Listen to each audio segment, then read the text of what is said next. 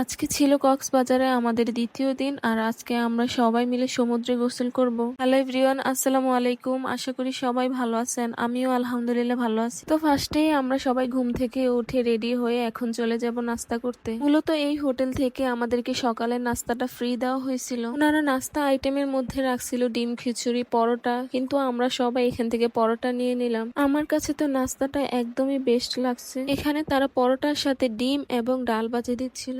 আমি তো এই ডাল ভাজিটা অনেক বেশি মজা করে খাচ্ছিলাম, কারণ ভাজিটা অনেক বেশি মজা হয়েছে। তারপরেই খাওয়ার পরে 1 কাপ চা না হলেই নয়, চাটা অনেক বেশি মজা ছিল। ফাইনালি নাস্তা করে এখন আমরা সবাই সমুদ্রের দিকে রওনা দিলাম। আমাদের হোটেল থেকে সমুদ্রের পার যেতে মাত্র 2 মিনিট সময় লাগে।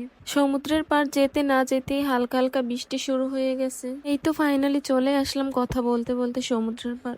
আজকে সমুদ্র অনেক বেশি উত্তাল ছিল আর প্রচন্ড পরিমাণে বাতাস হচ্ছিল। অনেকে বলে বৃষ্টির দিন নাকি কক্সবাজার আসলে কোনো মজাই লাগে না, কিন্তু আমার কাছে তো অন্যরকম একটা শান্তি ফিল হয়েছে। তো প্রথমে আমি এখান থেকে আনারকলি ফল ট্রাই করলাম। আমি তো ভাবছিলাম কেমন না কেমন হবে, কিন্তু খাওয়ার পর এটার টেস্ট জানতে পারলাম আসলে অনেক বেশি মজা ছিল ফলটা। তারপরেই আমরা সবাই সমুদ্রে নেমে পড়লাম আর এত পরিমাণে বাতাস হচ্ছিল।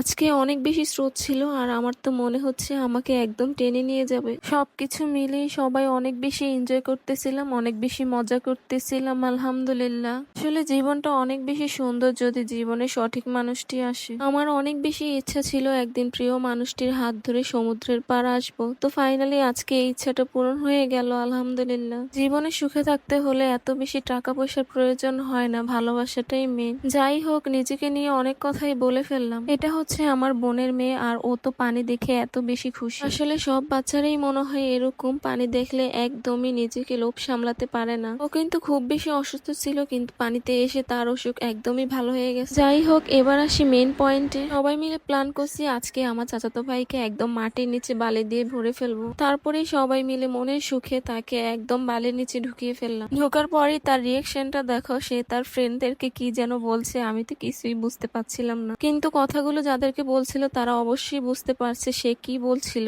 একটা জিনিস খেয়াল করে দেখো, আমাদের এই পিচ্চি বুড়িটাও কিন্তু তার মামাকে বালু দিয়ে ভরে দিচ্ছিল। তারপর আমি দৌড়ে এসে এখানে হাড় লিখছিলাম। হাড়ের মধ্যে ছিল আমি এবং আমার প্রিয় মানুষটার নামের প্রথম অক্ষর। এখানে কিন্তু আমাদের দুইজনের নামের অক্ষরই সেম সেম। ছোটবেলা থেকেই আমার ম্যাচিং ম্যাচিং সবকিছুই ভালো লাগে। যাই হোক, অনেক বেশি মজা করছিলাম আর সমুদ্রে গোসল করা শেষ। এখন আমরা আবার একটু বাহিরে বের হব। বাহিরে বের হতে না হতেই আমাদের সামনে এই মালাই চাটা পড়লো। তো আমরা এখান থেকে সবাই মিলে চা খেয়ে নিলাম। তো চা খেতে খেতে একটু পরেই আমাদের ডিনারের টাইম হয়ে গেল এবং আমরা সবাই মিলে রেস্টুরেন্টে চলে গেলাম। মাছ মাংস